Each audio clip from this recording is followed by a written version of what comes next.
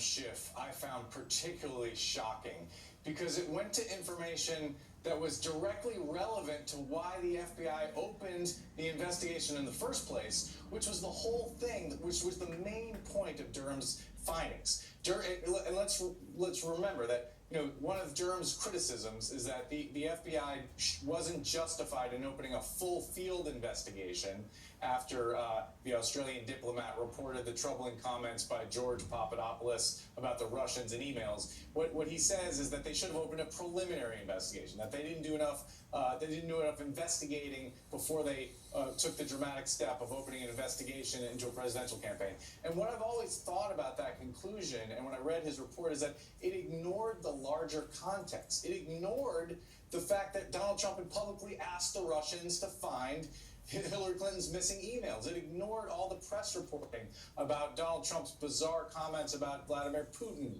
and the potential Russian connections with the campaign. It just looked purely at the Papadopoulos reporting. And now we know why it ignored that context. Durham claims he didn't know about it. That is just unbelievable to me. And it's one thing to talk about things that the Mueller investigation found later, and Durham can say, well, it doesn't justify improperly opening an investigation, even if they found stuff. That's his whole claim. But he missed the context. He missed the plot here.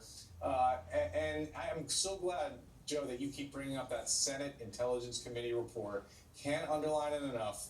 Written by Republicans and Democrats. Marco Rubio, Richard Burr signed off on this. That what the Trump campaign did, the contacts with the Russians, was a grave counterintelligence threat to the United States of America. They left themselves open to manipulation by the Russians. So that finding vindicated the Mueller investigation in the views of many. And now we know that John Durham did not really understand a lot of the key facts that led the FBI to open that investigation.